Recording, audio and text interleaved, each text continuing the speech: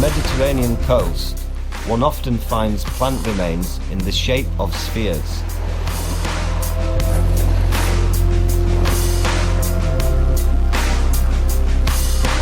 At first glance, they appear to be pieces of garbage washed up by the sea. But what are they really?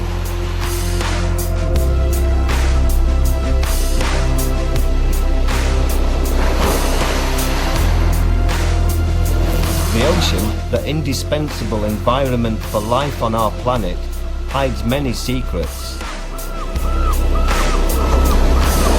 Understanding its function and conserving it in good condition is our legacy for future generations. Fortunately, with the help of scientists and funding agencies, we can understand some of the mysteries that our oceans have hidden. Let's see where these spheres come from. They are the remains of the leaves of Posidonia oceanica, a curious flowering plant that forms extensive submarine meadows that are a key to life in the Mediterranean. Although these spheres are of natural origin, these meadows are shrinking in some areas.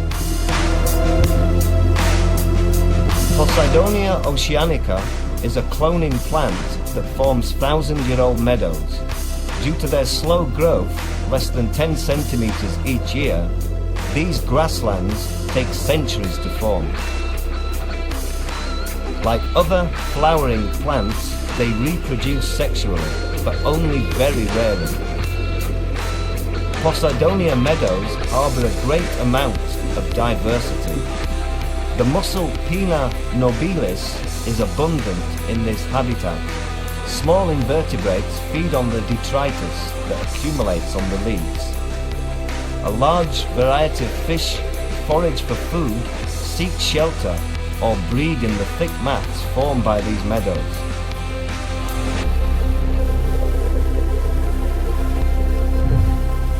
Nevertheless, in some parts of the Mediterranean, these meadows have drastically reduced in size.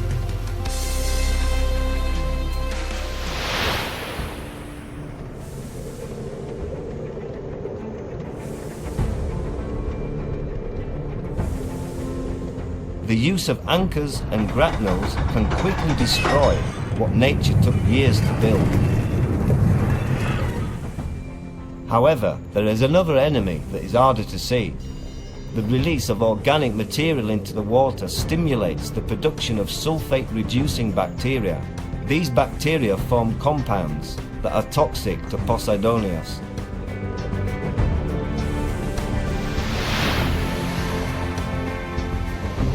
In light of these impacts, we need to look for solutions and alternatives.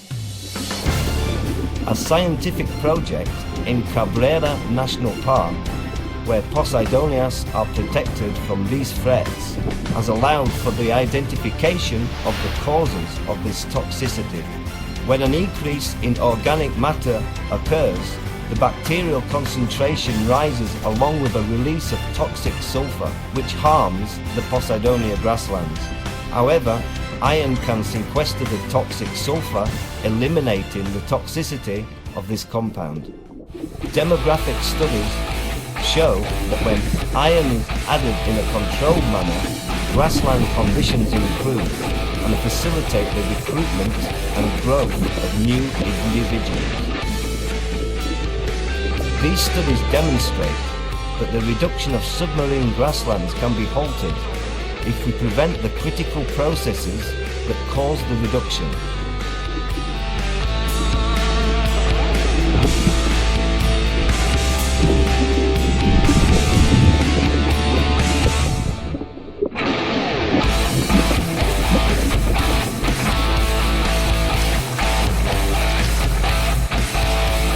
Recognizing and sharing this information, which is difficult to perceive, is the work of scientists and those who manage these ecosystems.